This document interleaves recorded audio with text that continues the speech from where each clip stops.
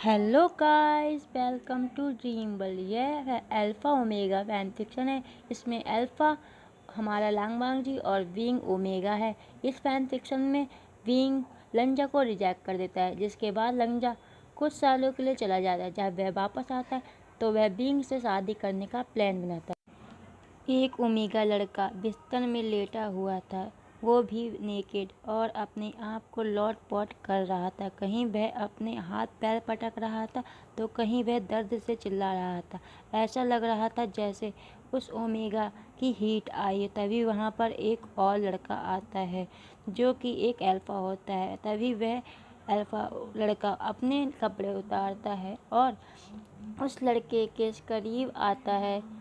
वह उस ओमेगा को इंटीमेट होने के लिए प्रिपेयर करता है, जिस वजह से वह ओमेगा बहुत एक्साइटेड हो जाता है। इसके बाद वह अल्फ़ा कहता है, अगर तुम चाहते हो कि मैं तुम्हारे साथ इंटीमेट हूँ तो तुम्हें इन पेपरों पर साइन करने होंगे। तो वह ओमेगा भी पेपरों पर जल्दी से साइन कर देता है, जिसके बाद वह अल्फ़ा ओमेगा के साथ इंटीमेट है। इस बीच वह अल्फ़ा उस ओमेगा को मार्क कर देता है। इस तरह वह पूरी रात इंटीमेट होते हुए बिताते हैं और थककर ऐसे ही सो जाते हैं। वह अल्फ़ा अभी भी उस ओमेगा के अंदर ही था। दोपहर को उस अल्फ़ा की नींद खुलती है, जिस पर वह देखता है कि वह अभी भी उस ओमेगा के अंदर ही है। वह अल्फ़ा ओमेगा के अंदर ही से बाहर निकलने की कोशिश करता है, जिस पर वह ओमेगा दर्द से उठ जाता है। फिर वह ओमेगा पूछता है, मैं कौन हूँ और मैं कहाँ हूँ? जिस पर वह अल्फ़ा कहता है कि तुम बीइंग हो मेरे वाइफ और मैं तुम्हारा हस्बैंड लंजा हूँ, और अगर तुम्हें विश्वास नहीं हो रहा तो मैं तुम्हें हमारी मैरिज पेपर दिखा सकता हूँ। जिस पर बीइंग कुछ नहीं बोलता, पर वह सोचता है। उससे पहले ही लंजा कहता है कि पहले हमें फ्रेश हो जाना चाहिए, जिस पर बीइंग कहता है ठीक है। लंजा बीइंग को कपड़े निकाल कर देता है और कहता है कि तुम उस रूम में जाकर फ्रेश हो जाओ। जिसके बाद लंजा एक कॉल लगाता है और तभी वहाँ पर एक वकील आता है। के बाद लंजा उसे कोई पेपर देता है और कहता है 1 घंटे में यह काम हो जाना चाहिए। जिस पर वह वकील चला जाता है और फिर लंजा भी फ्रेश होने चला जाता है। फिर लंजा विंग के पास आता है, विंग से कहता है हमें लंच कर लेना चाहिए। तो विंग भी मान जाता है क्योंकि उसे भी भूख लगी होती है। वह लंजा और विंग लंच को फिनिश करते हैं, तब तक वह वकील आ चुका होता है। जिसके बाद वह वकील लंजा को कुछ पेपर देता है, जिन्हें लंजा ले लेता है और उस वकील को जाने का इशारा करता है, जिस पर वह वकील चला जाता है। फिर लंजा विंग को वह पेपर दिखाता है, जिस पर विंग वह पेपर देखता है और फिर लंजा कहता है यह हमारी मैरिज सर्टिफिकेट है।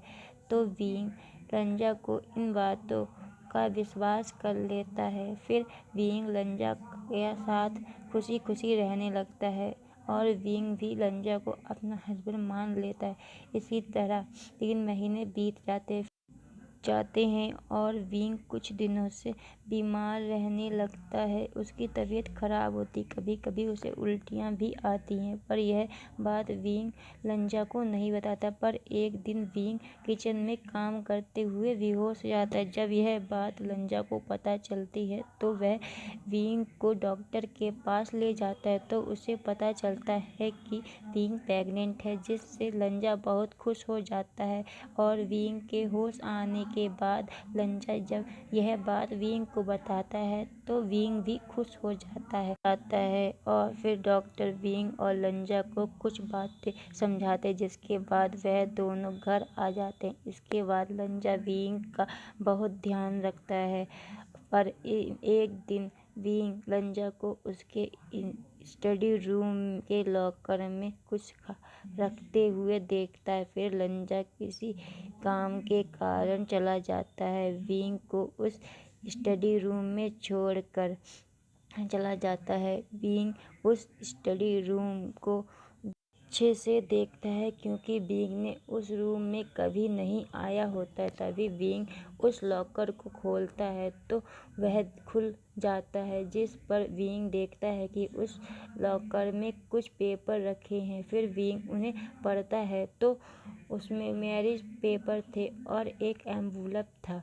जिसमें लिखा था I am sorry being. Being उस एनवलप को खोल कर देखता है तो उसमें लिखा था आई एम सॉरी बीइंग कि मैंने तुम्हें एक ऐसी मेडिसिन दी जिसकी से व्यक्ति की 1 साल की लिए याददाश्त चली जाती है, पर मैं तुम्हें बहुत प्यार करता हूँ पर तुम मुझे एक बार रिजेक्ट कर चुके थे, इसलिए मुझे लगा कि तुम मुझसे मैरिज नहीं करोगे, इसलिए मैंने उस मेडिसिन का यूज़ तुम पर किया और मैंने तुम्हें जो मेडिसिन दी थी जिस वजह से तुम्हारी ईद आ गई थी और तब ही मैंने तुम्हें उन मैरिज पेपर पर साइन करवा लिए थे और फिर वकील की हेल्प से हमारा मैरिज सर्टिफिकेट बनवाया दिया था। पर मुझे इसका कोई अफसोस नहीं है कि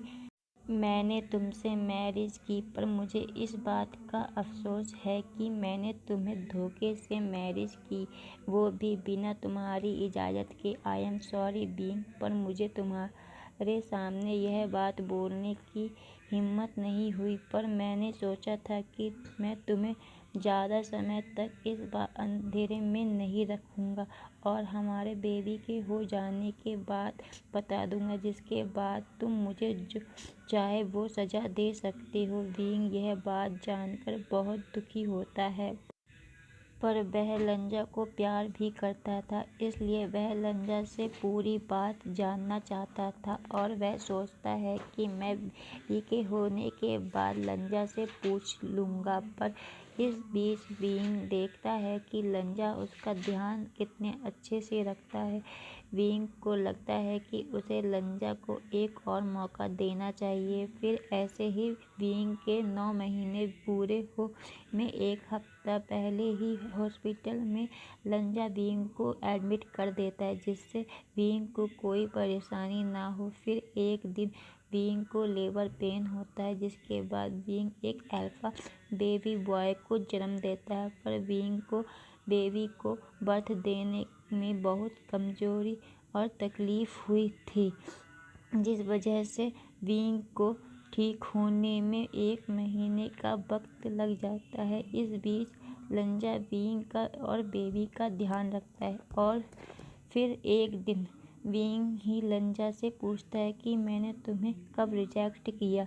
तो लंजा कहता है क्या मतलब। तो बीइंग कहता है मेरी याददाश्त आ गई है और मैंने तुम्हारे स्टडी रूम में से वो पेपर भी पढ़ा था जिसके बाद लंजा कहता है जब हम कॉलेज में एक साथ पढ़ते थे तब मैंने तुम्हें प्रपोज किया था और तुमने मुझे रिजेक्ट कर दिया था। तब मैं बहुत पढ़ाकू और अगली दिखता था।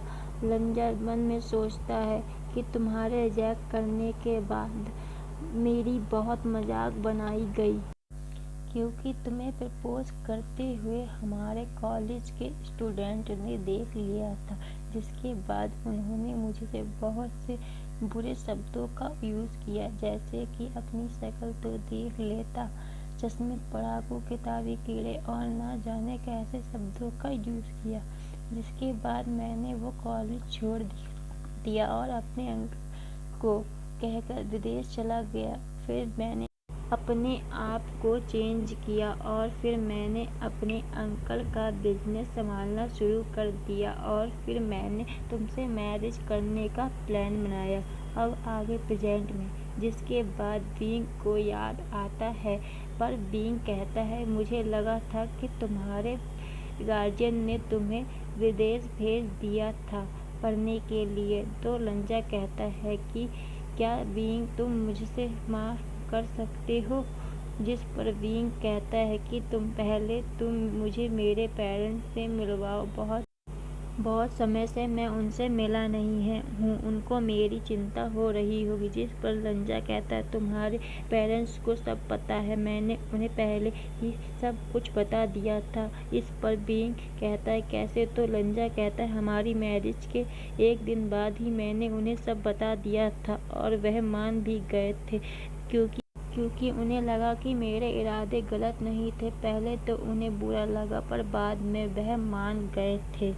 जिस पर बीइंग कुछ नहीं बोलता। फिर लंजा बीइंग को बताता है कि मैंने हमारे बेबी के आने की खुशी में मैंने एक पार्टी रखी है जिसमें मैंने उन्हें भी इनवाइट किया। यह बात सुनकर बीइंग खुश हो जाता है और लंजा को गले लगा लेता है। हेलो गाइस, ये मेरी पहली फैन फिक्शन है। इसमें मैंने मुझे पता है बहुत सारी मिस्टेक की हैं, इसलिए उन मिस्टेकों को इग्नोर कर दीजिएगा। और अगर आपको मेरी फैन फिक्शन पसंद आए तो मुझे कमेंट और लाइक कीजिएगा, जिससे मुझे पता चल सके आप सबको मेरी फैन फिक्शन कैसी लगी। And see you to next time.